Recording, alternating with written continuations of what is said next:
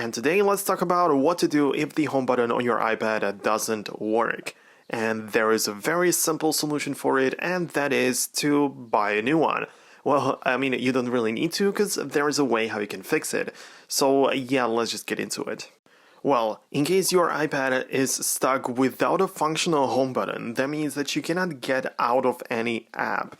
And that means that if you, for example, open up Photos, you won't be able to leave them to do something else. So in case you happen to be inside an app, for example, in Contacts or pretty much anything else that isn't the settings or the home screen, what you need to do is to turn off the iPad. That means that you just hold down on the power button, which supposedly still works.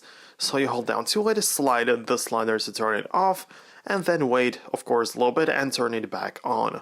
What this does is that it just gets you out of the app which you were stuck in, like you couldn't get out of it because the home button apparently doesn't work.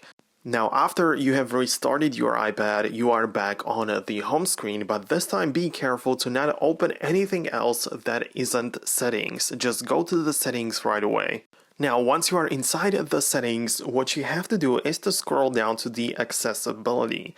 It also depends on which version of iOS or iPadOS your iPad is running, because it just gets mixed up a little bit.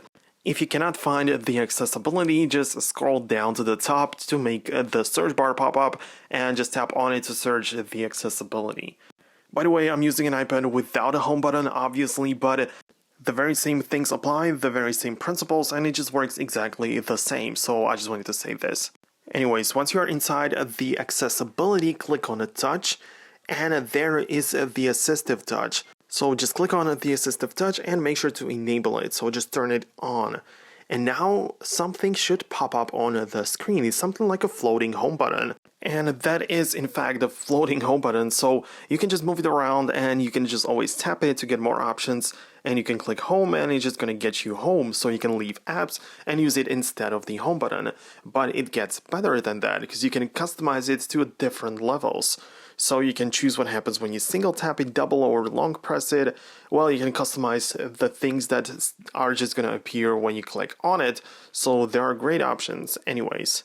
If you click on a customize top level menu, you're going to be able to change and reorient or just move them around the things that are going to appear, or the controls, the icons that are going to pop up when you tap on the floating home button. So it can be that you get access to Control Center and stuff like that.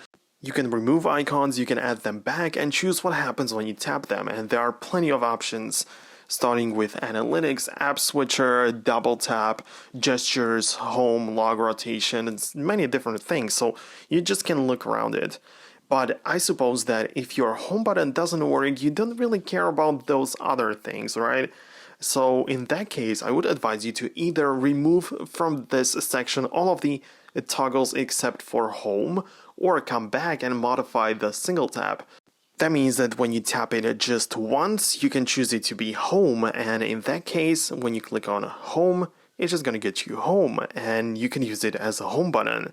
If the double tap and long press are set to none, which means that you can double tap the home button, the virtual one, and it's going to get you to the app switcher, just like if you would tap and click the real home button twice. If you hold down to it, you're not going to access Siri or voice control. It just doesn't work that way, but you can choose individually that if you long press on it, that it's going to get to Siri or something, whatever you choose. And one more important setting is the idle opacity, and this pretty much means how visible the floating home button is, so it doesn't block the content or it just doesn't stand in the way. Well, it's made by the iPadOS that it just cannot stay in the middle. It will always just get to one side or the other. It can just move around the sizes, the edges. So it just cannot stay in the middle, but still you can choose how visible it's going to be. Yeah, so you can keep it at 100%, but at least at 15%. And now the next steps for you is to use the iPad without the home button, without the physical one, and to replace it with this digital one. Yeah, this is not a permanent solution, and in case you have an iPad with the home button that doesn't work, you should definitely consider getting it fixed. It's not gonna be like that expensive, so definitely think about that.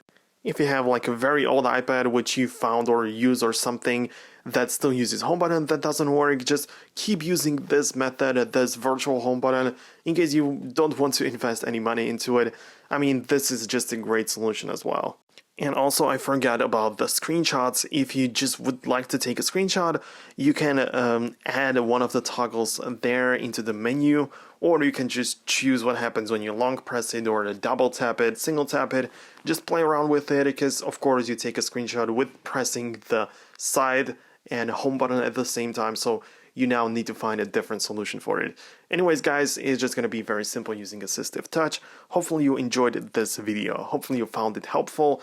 And in case you did, in case you enjoyed it, make sure to leave a thumbs up. Let me know what you think about it. And if there is any suggestion that you would like to share, go ahead and do so. I just always like to see your feedback. And I will probably reply to your comment as well.